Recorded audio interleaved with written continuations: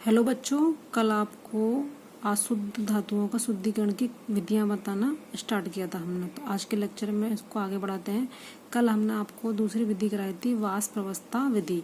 उसमें हमने मॉन्ड प्रेसिस कराया था, जिसमें कि निकिल CO से रिएक्शन करता है और कॉम्प्लेक्स बनाता है। फिर निकिल का CO कॉम्प्लेक्स अपघटित होकर हमें निकिल शुद्ध धातु में प्राप्त हो जाती है। अब अगला इसका मेथड है, दूसरी विधि है इसकी वैन आर्केल मेथड।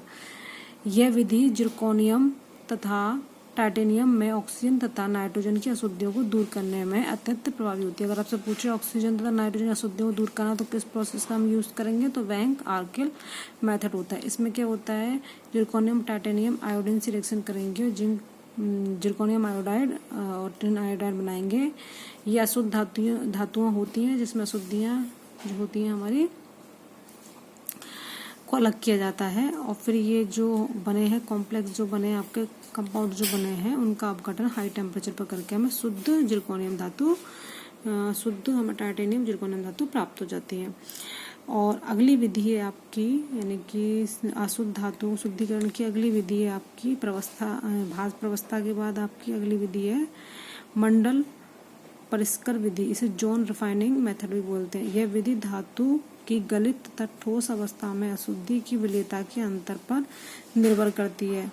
ठीक है, कि गलित अवस्था में ठोस अवस्था में जो अशुद्धि है उसकी जो अंतर है, मतलब विलेयता में जो अंतर है उस पर निर्भर करती है। इसके द्वारा अर्ध चालक के रूप में प्रयोग किया था। इसके द्वारा अर्धचालक के रूप में प्रयोग होने वाली धातुएं द्वारा जर्मेनियम, सिलिकॉन व गैलियम को अत्यधिक शुद्ध अवस्था में प्राप्त किया जाता है। यानी कि जितनी भी अर्धचालक धातुएं हैं उनको हम जॉन रिफाइनिंग प्रोसेस के द्वारा शुद्ध प्राप्त कर सकते हैं, यानी प्योर हम प्राप्त कर सकते हैं। अगली विधि आपकी विद्युत अपघटनीय परिष्करण, इलेक्ट्रोलाइटिक रिफाइनिंग। इस विधि का उपयोग हम गोल्ड, कॉपर, सिल्वर, जिंक आदि धातुओं का शोधन करने में करते हैं। इसमें क्या होता है, वही एनोड और कैथोड पर हमें ये धातुएं शुद्ध धातु प्राप्त होती है, कैथोड पर एनोड। इसमें क्या होता है, एनोड अशुद्ध धातु का हम एनोड लेते हैं और शुद्ध धातु का कैथोड लेते हैं, उसको उसके विलयन में हम डाल देते हैं उन छड़ों को। तो इस तरीके से हमें जो कैथोड है उस पर शुद्ध धातु का डिपोजिशन होने लगता है और शुद्ध धातु हमें मिल जाती है। ऐसी बच्चों आपकी जो है अगली विधि है दंड विडोलक विधि। ये इंपॉर्टेंट विधि है आपकी दंड विडोलक विधि।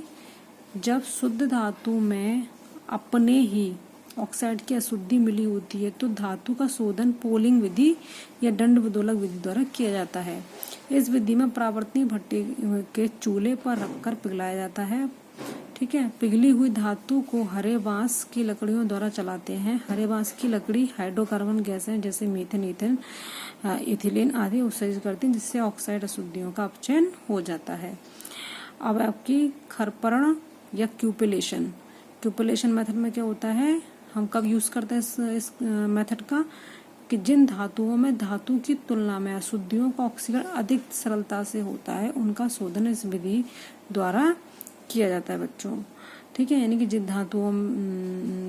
धातुओं में धातु की तुलना में अशुद्धि का ऑक्सीकरण इजीली हो जाए, जो अशुद्धि है उसका ऑक्सीडेशन इजीली हो जाए अगर।